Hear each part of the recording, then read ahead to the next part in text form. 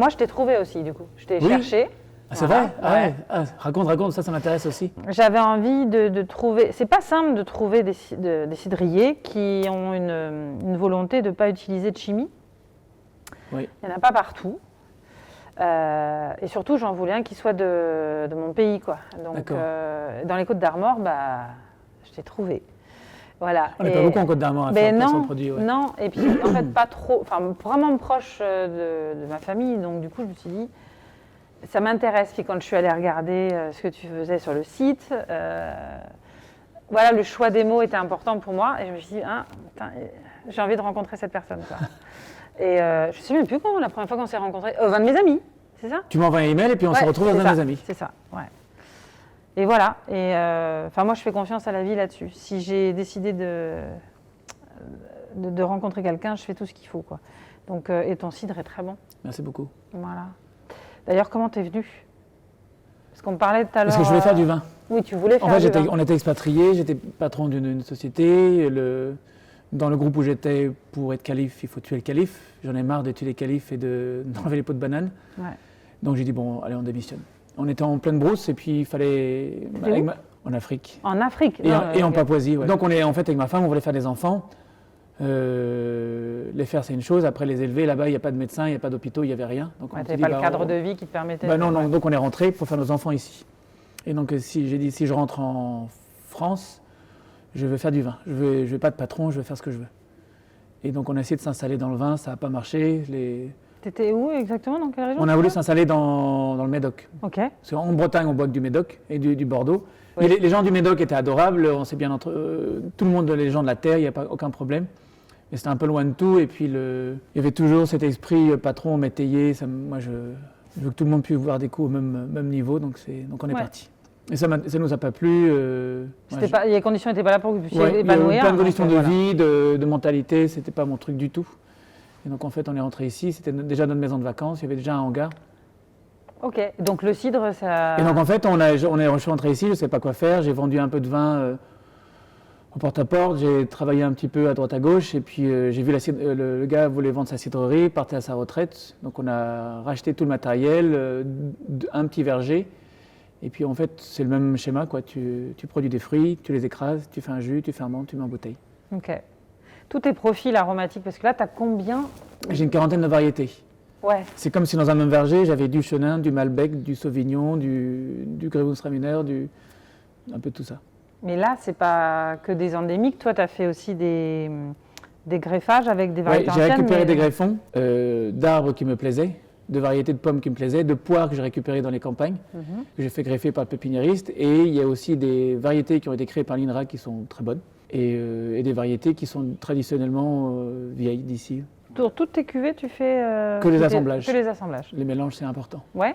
Et donc, du coup, la personnalité... on parle souvent du millésime, tu sais, la caractéristique du millésime influe aussi sur la qualité de ton... 2024, c'était plus vieux, mais ça va être un peu plus vert. 2023, c'était moins pluvieux, un peu plus solaire. Donc plus de fruits. Quand tu as démarré, c'était chanceux au niveau de la météo ou pas? Il y a 9 ans? Non, parce que c'était les époques de canicules, de grosses canicules d'été. C'était très dur, on a plein d'arbres, il a fallu arroser. Nous, on a besoin d'arroser, le pommier a besoin d'eau, mais surtout qu'ici, on n'a pas de sol. Ça va de 10 cm à 50 cm. Donc l'hiver, quand il pleut tout le temps, mais il n'y a pas de réserve dans le sol. On est tout de suite sur la roche-mère, c'est du granit. Ouais, tu n'as pas du tout de nappe phréatique Non. Okay. Il y a peut-être dans les profondeurs, ouais, mais à la surface, il n'y a rien.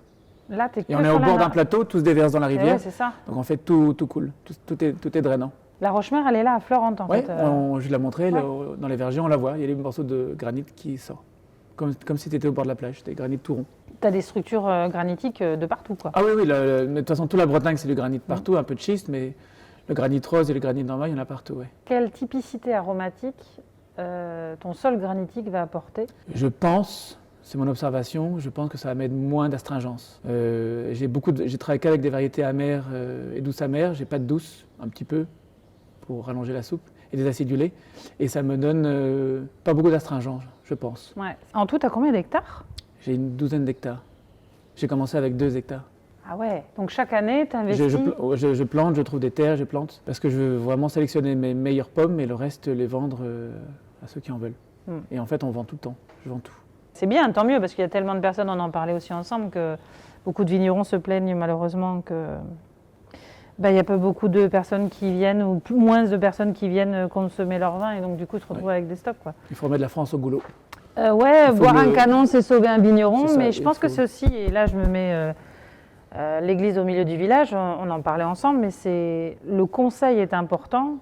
Je pense qu'il y a beaucoup de méconnaissances, d'amalgames qui sont faits dans l'univers de l'alcool, notamment du vin et du cidre, où c'est soit stigmatisé ou rangé pour des occasions bien particulières, ou pas connu dans la vie au quotidien.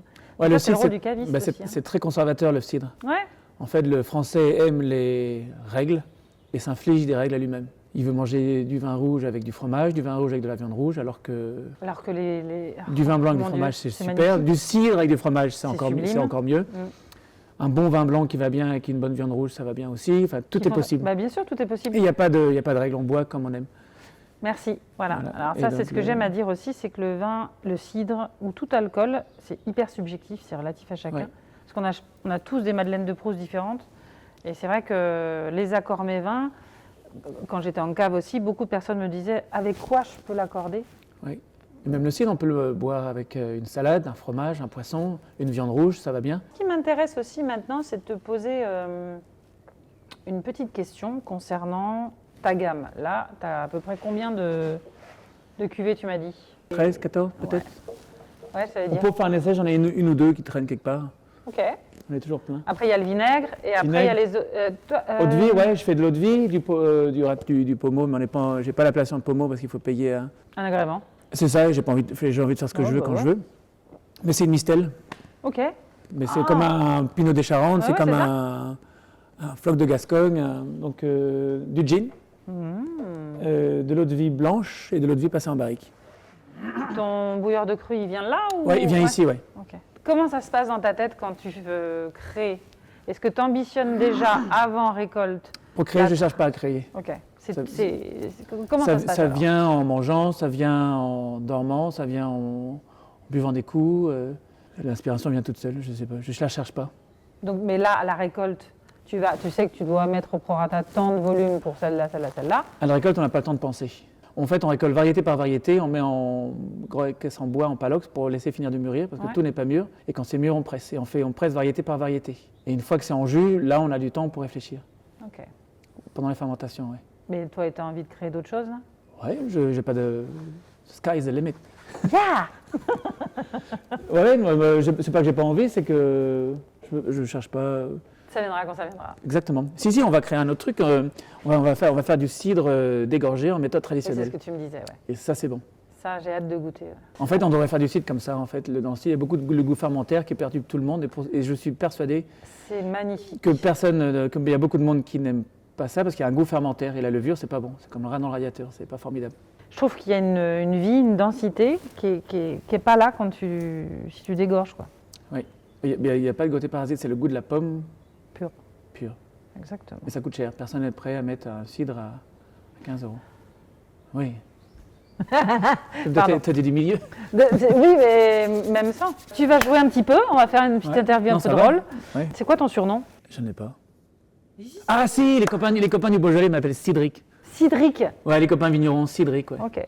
Ton morceau de musique qui te donne la pêche? Ah, il y en a plein. Il ne faut pas que ça chante, il faut que c'est la musique Instrumentale, mais au volume et à fond. Ok. Ouais, j'aime tout quand c'est bien. Tout quand c'est bien. Oui. Comme le vin, j'aime. Tu travailles en musique, toi, ou pas? Ouais, quand je suis tout seul. Mais parfois, j'arrête parce que comme je suis un peu hyperactif, j'ai du mal à me concentrer. Donc parfois, il y a un moment précis, j'arrête la musique. Ok. Mais quand j'ai des trucs faciles, je mets la musique à fond. Un dessin animé qui a marqué ton enfance? Les Tom et Jerry. Bien. Ouais, c'était chouette, c'est mignon ça. Ton film préféré? Elle n'est pas facile cette question. L'armée des 12 singes. C'est vrai? Ouais. Ah la vache, t'es le premier à le dire, j'adore ce film. Une citation à méditer ou ton mantra au quotidien? Une phrase qui t'accompagne? Je conçois à lâcher prise. Pas facile non plus, hein. Non? Mais effectivement, il faut s'apprendre à lâcher prise. Alors ça, c'est une belle question. C'est quoi l'ingrédient mystère qui embellit ton quotidien? Le partage. Amen, Cédric, c'est parfait. C'est quoi tes doutes et tes craintes? Je crains tout, je doute tout le temps de tout. Mais tant mieux. Si tu étais sûr de toi Crainte, tout le j'ai temps. pas peur, j'ai peur de rien. Non, mais tu as des doutes tout le temps, c'est ce que tu Oui, j'ai disais. plein de doutes, je doute de tout le monde, de tout. Je me pose la question 25 fois. Mais tu Mais- trouves toujours des solutions pour avancer. Ouais, Bon, bah voilà, c'est ça. c'est bien. Et je crains rien, j'ai pas peur. Ta cuvée, dont tu es le plus fier après ces 9 ans. Et bien celle De qui arrive, production. c'est les cailloux dégorgés, Ok. méthode traditionnelle. Ton plat typique dont tu es le plus friand, enfin en tout cas le plat de ton terroir, ici, qui se marie super bien avec ton cidre et Ouais, j'aime bien les poissons au four, Ouais. avec plein d'herbes, plein de beurre, plein d'huile d'olive. Le homard, pareil au four. Ouais, vous avez bon ici aussi. Ouais, ça c'est d'ici, la côte. Ouais, Les bons fromages, mais ici, les fromages viennent pas de Bretagne, ils viennent de partout en France. ouais, c'est vrai. On n'est pas une région où on produit. Je trouve que ça va bien avec le fromage, les moules. Ouais. Les moules, c'est top. Et tout ce qui va être. Ouais, les ribots, tu le conseilles avec le cidre, toi ou du coup le côté lacté sans, ça. Moi, j'aime pas trop les laitages, j'aime les fromages fermentés, les yaourts, mais le ribot, c'est plus Est-Bretagne. Mm. C'est pas trop ici. Question sympathique, on parlait du repas.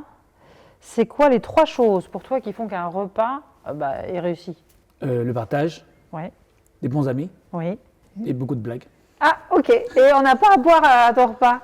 Si, mais ça c'est logique. Oui, c'est logique. Donc Oui, ça- mais, mais on n'est pas obligé. Enfin, tu me demandes le. Oui, Ouais, les 3 choses pour toi que c'est important. ouais. Parce qu'en fait, si tu te foires avec les vins, tu as au moins les copains pour raconter des conneries. Exact. Et partager le bon goût, donc partage du bon vin, des bons cidres, de la bonne bouffe, le partage. Tu sais, quand on a les tireuses à bière, ils font maintenant les tireuses pour le cidre? Alors, il y a cidre et cidre. Merci. Moi, je fais cidre prise de mousse naturelle en kikek, c'est très compliqué. Et le reste, c'est industriel. Je vais pas m'aventurer plus loin. Non, très bien, merci. Voilà. Ça clôt le débat. T'as raison.